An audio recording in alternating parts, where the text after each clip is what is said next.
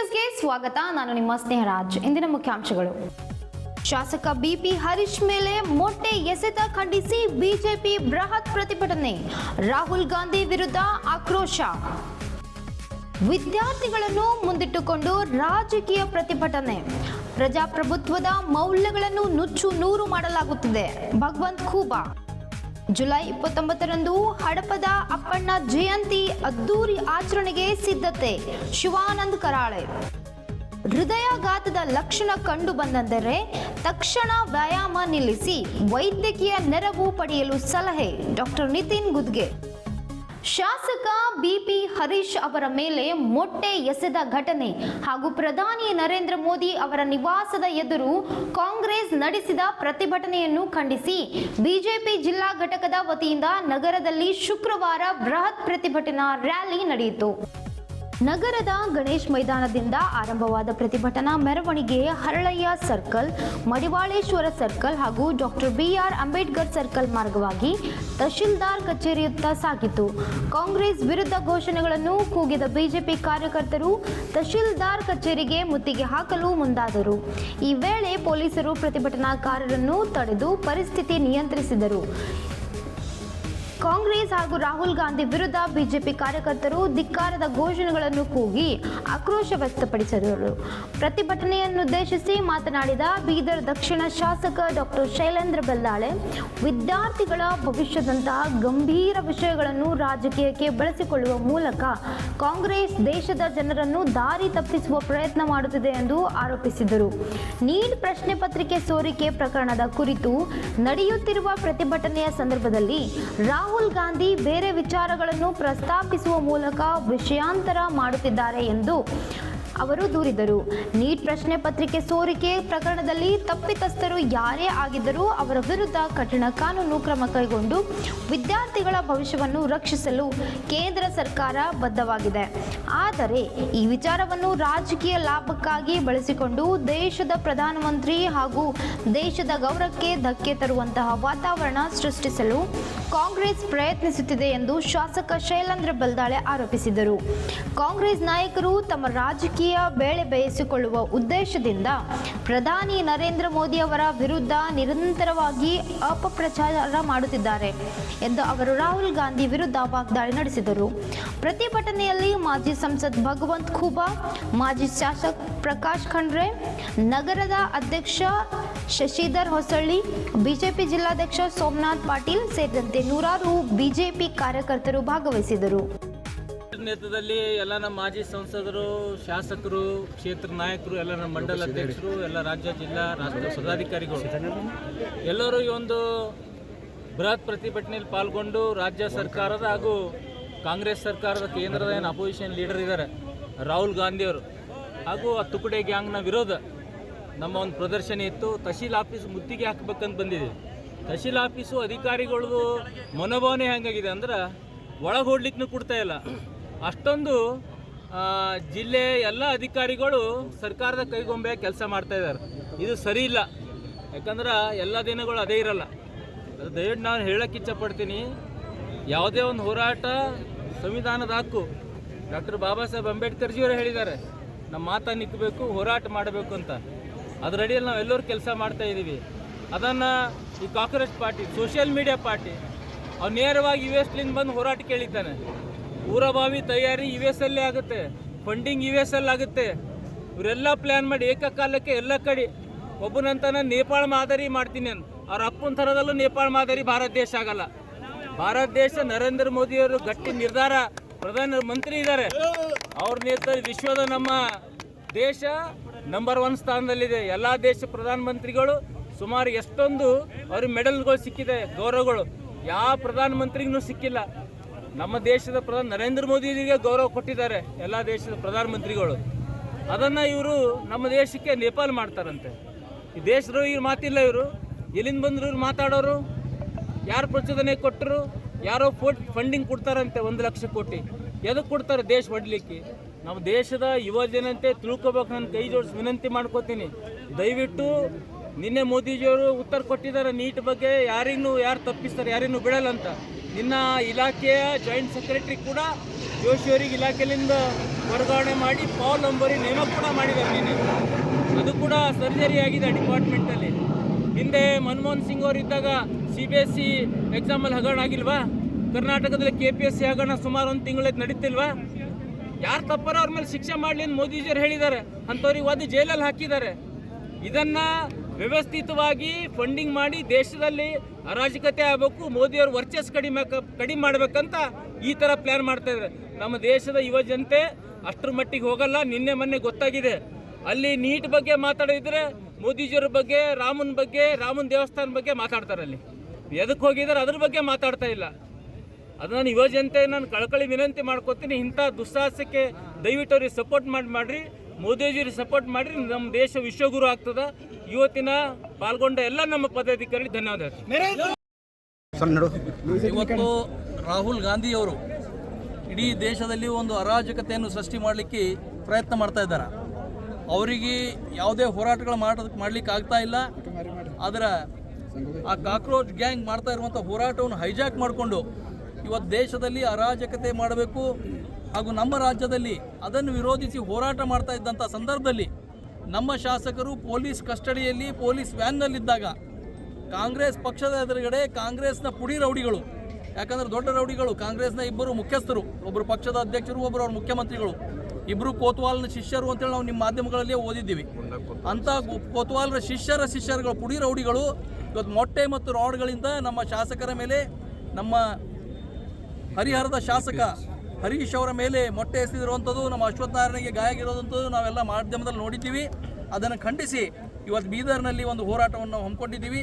ಈ ಹೋರಾಟದಲ್ಲಿ ನಾವು ತಹಸೀಲ್ ಕಚೇರಿಗೆ ಮುತ್ತಿಗೆ ಮಾಡಿ ನಂತರ ಒಂದು ಮನವಿ ಪತ್ರ ಕೊಡಬೇಕು ತಹಸೀಲ್ದಾರ್ ಮುಖಾಂತರವಾಗಿ ರಾಜ್ಯಪಾಲರಿಗೆ ಅಂದಾಗ ನಮಗೆ ತಹಸೀಲ್ ಕಚೇರಿಯಲ್ಲಿಯೂ ಕೂಡ ಒಳಗಡೆ ಹೋಗಲಿಕ್ಕೆ ಪೊಲೀಸರು ಬಿಡಲಿಲ್ಲ. ಬೀದರ್ನ ಪೊಲೀಸರಿಗೆ ಏನಾಗ್ತಾ ಇದೆ ನನಗೆ ಅರ್ಥ ಆಗ್ತಾ ಇಲ್ಲ. ನಾವು ಮೊನ್ನೆ ತಿಳ್ಕೊಂಡಿದ್ದೀವಿ, ಕಲಬುರಗಿಯಿಂದ ಆ ಕೈದಿಗಳು ಓಡೋಗಿದ್ದಾಗ ನಮ್ಮ ಪೊಲೀಸರು ಹಿಡಿದಾರನು ಅವರಿಗೆ ಅಭಿನಂದನೆ ಹೇಳೋಮಂತ ಹೇಳಿ ಅನ್ನೋ ಹೊತ್ತಿಗೆ ಮರುದಿನ ಮುಂಜಾನೆ ಕಲಬುರಗಿ ಪೊಲೀಸರು ನಾವು ಕಾಲಿಗೆ ಗೋಲಿ ಹೊಡೆದಿವಲ್ಲತ್ತಾರ, ಹೋಗಿ ಪೊಲೀಸ್ ಸ್ಟೇಷನ್ ಹಾಕಿದ್ದೀವಲ್ಲತ್ತಾರ. ಅದಕ್ಕೆ ಏನಾಗಿದೆ ಗೊತ್ತಾಗ್ತಾ ಇಲ್ಲ. ನಾವು ಶಾಂತಿಯುತವಾಗಿ ಹೋರಾಟ ಮಾಡಬೇಕಂದ್ರೆ ನಾವು ಒಳಗಡೆ ಬಿಡ್ತಾ ಇಲ್ಲ. ಅದಕ್ಕೆ ಇವತ್ತು ಅದ್ರ ಮಧ್ಯದಲ್ಲಿಯೂ ಕೂಡ ನಾವು ಇವತ್ತು ಮೆಮೊರಂಡಮ್ ಕೊಟ್ಟು ಹೊರಡ್ತಾ ಇದ್ದೀವಿ. ನಾವು ಎಲ್ಲ ಯುವಜನತೆಗೆ ಒತ್ತಾಯ ಮಾಡ್ತಾ ಇದ್ದೀವಿ. ಇವತ್ತಿನ ದೇಶದ್ರೋಹಿಗಳು ಈ ಒಂದು ದೇಶವನ್ನು ಒಡೆಯುವಂಥ ಹುನ್ನಾರಕ್ಕೆ ಕೈ ಹಾಕಿದ್ದಾರೆ. ಅದಕ್ಕೆ ತಾವ್ಯಾರು ಮನ್ನಣೆ ಕೊಡಬಾರ್ದು ಅಂತ ನಮ್ಮ ದೇಶದ ಯುವಜನತೆಗೆ ಮನವಿ ಮಾಡ್ತಾರೆ.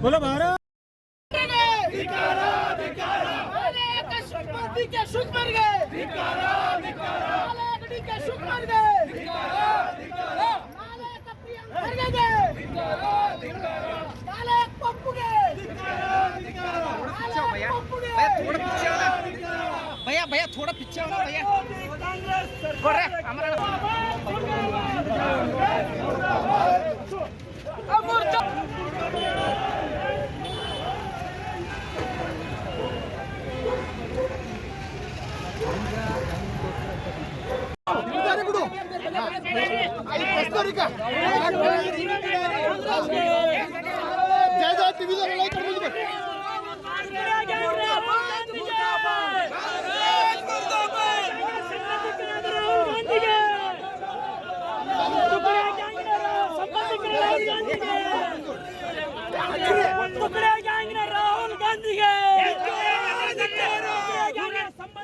ರಾಹುಲ್ ಗಾಂಧಿಗೆ ಅವ್ರ ಫ್ಯಾಮಿಲಿನ ಹೇಳತ್ತಾರ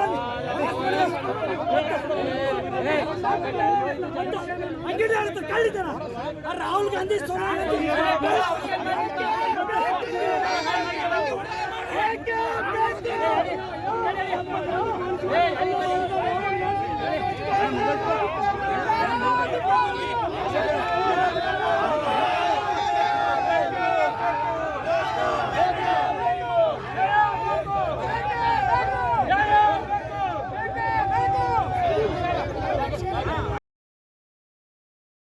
ಶಾಸಕ ಬಿಪಿ ಹರೀಶ್ ಅವರ ಮೇಲೆ ಮೊಟ್ಟೆ ಎಸೆದ ಘಟನೆ ಹಾಗೂ ಪ್ರಧಾನಿ ನರೇಂದ್ರ ಮೋದಿ ಅವರ ನಿವಾಸದ ಎದುರು ಕಾಂಗ್ರೆಸ್ ನಡೆಸಿದ ಪ್ರತಿಭಟನೆಯನ್ನು ಖಂಡಿಸಿ ನಗರದಲ್ಲಿ ಬಿಜೆಪಿ ಶುಕ್ರವಾರ ಬೃಹತ್ ಪ್ರತಿಭಟನೆ ನಡೆಸಿತು.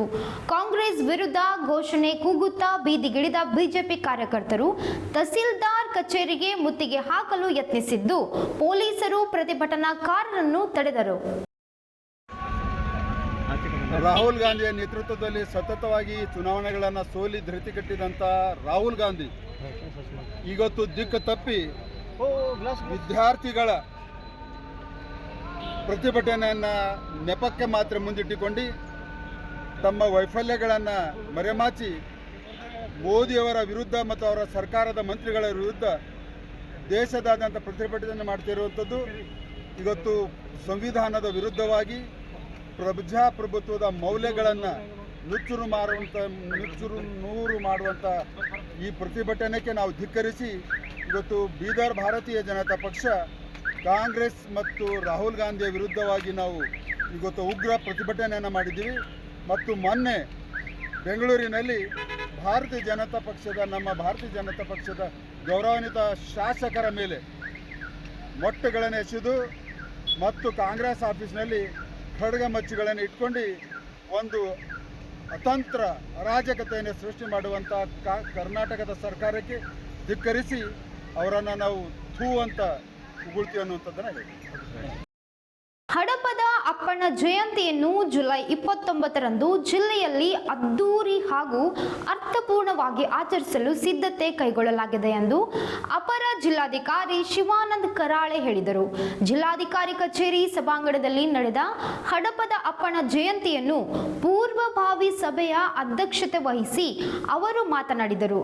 ಪ್ರತಿ ವರ್ಷದಂತೆ ಈ ವರ್ಷವೂ ವಿವಿಧ ಇಲಾಖೆಗಳು ಹಾಗೂ ಹಡಪದ ಅಪ್ಪಣ್ಣ ಸಮಾಜದ ಬಾಂಧವರು ಒಗ್ಗೂಡಿ ಜಯಂತಿಯನ್ನು ವಿಜೃಂಭಣೆಯಿಂದ ಆಚರಿಸಬೇಕು ಎಂದು ಕರೆ ನೀಡಿದ್ದಾರೆ. ಜುಲೈ 29ರಂದು ಬೆಳಗ್ಗೆ ಜಿಲ್ಲಾಧಿಕಾರಿ ಕಚೇರಿ ಸಭಾಂಗಣದಲ್ಲಿ ಹಡಪದ ಅಪ್ಪಣ್ಣ ಅವರ ಭಾವಚಿತ್ರಕ್ಕೆ ಪೂಜೆ ಸಲ್ಲಿಸಲಾಗುವುದು. ಬಳಿಕ ಬೆಳಗ್ಗೆ 10 ಗಂಟೆಗೆ ಹಳೆ ಜಿಲ್ಲಾಧಿಕಾರಿ ಕಚೇರಿ ಆವರಣದಲ್ಲಿರುವ ಶಿವಾಜಿ ವೃತ್ತದಿಂದ ವಿವಿಧ ಕಲಾ ತಂಡಗಳೊಂದಿಗೆ ಮೆರವಣಿಗೆಗೆ ಚಾಲನೆ ನೀಡಲಾಗುತ್ತದೆ. ಮಧ್ಯಾಹ್ನ 1 ಗಂಟೆಗೆ ಬೀದರ್ನ ಪೂಜ್ಯ ಚನ್ನಬಸವ ಪಟದೇವರು ಜಿಲ್ಲಾ ರಂಗಮಂದಿರದಲ್ಲಿ ವೇದಿಕೆ ಕಾರ್ಯಕ್ರಮ ನಡೆಯಲಿದೆ.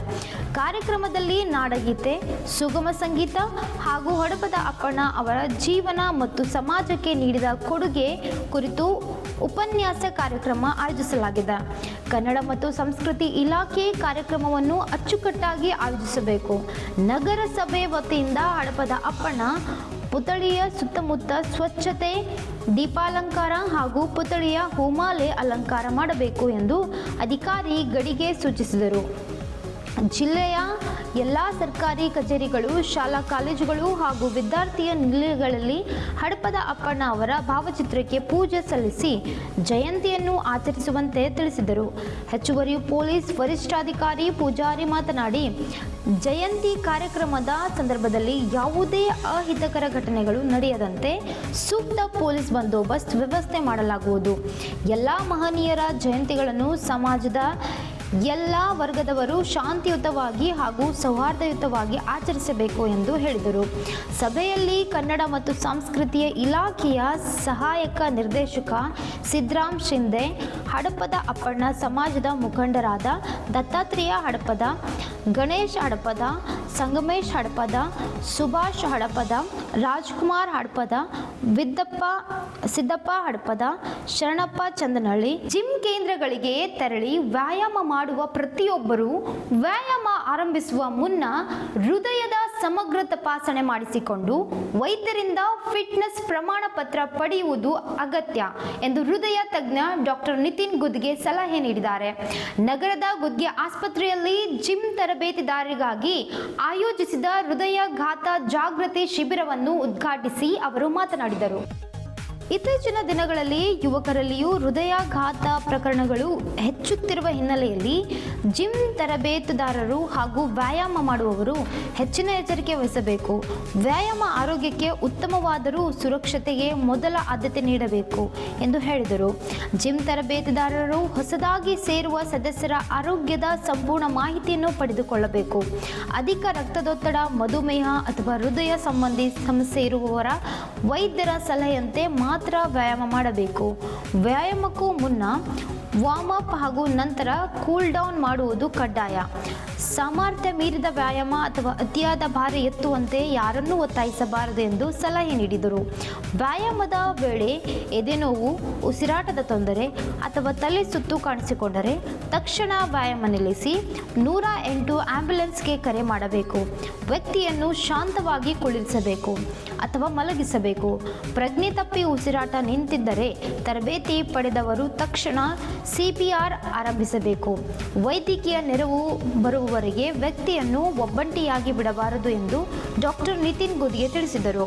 ಕಾರ್ಯಕ್ರಮದ ಅಧ್ಯಕ್ಷತೆ ವಹಿಸಿದ ಗುದ್ಗೆ ಆಸ್ಪತ್ರೆಯ ಅಧ್ಯಕ್ಷರು ಹಾಗೂ ಹೃದಯ ತಜ್ಞ ಡಾಕ್ಟರ್ ಚಂದ್ರಕಾಂತ್ ಗುದ್ಗೆ ಮಾತನಾಡಿ, ಎದೆಯಲ್ಲಿ ತೀವ್ರ ನೋವು ಅಥವಾ ಒತ್ತಡ, ನೋವು ಎಡಗೈ, ಕುತ್ತಿಗೆ, ದವಡೆ ಅಥವಾ ಬೆನ್ನಿಗೆ ಹರಡುವುದು, ಉಸಿರಾಟದ ತೊಂದರೆ, ಅತಿಯಾದ ಬೆವರು, ತಲೆಸುತ್ತು, ವಾಂತಿ ಅಥವಾ ವಾಕರಿಕೆ ಹಾಗೂ ತೀವ್ರ ಆಯಾಸ ಹೃದಯಾಘಾತದ ಪ್ರಮುಖ ಲಕ್ಷಣಗಳಾಗಿವೆ. ಇಂತಹ ಲಕ್ಷಣಗಳು ಕಂಡುಬಂದರೆ ಯಾವುದೇ ವಿಳಂಬ ಮಾಡದೆ ತಕ್ಷಣ ವೈದ್ಯಕೀಯ ನೆರವು ಪಡೆಯಬೇಕು ಎಂದು ಹೇಳಿದರು. ಕಾರ್ಯಕ್ರಮದಲ್ಲಿ doctor Sachin Gudge, doctor Mahesh Tondare, doctor Sukhanand ಸೇರಿದಂತೆ ಹಲವರು ಉಪಸ್ಥಿತರಿದ್ದರು. ಇಂದಿನ ವಾರ್ತಾ ಪ್ರಸಾರ ಮುಕ್ತಾಯವಾಯಿತು. ಮುಂದಿನ ವಾರ್ತೆಗಳೊಂದಿಗೆ ಮತ್ತೆ ಭೇಟಿಯಾಗೋಣ. ಧನ್ಯವಾದಗಳು.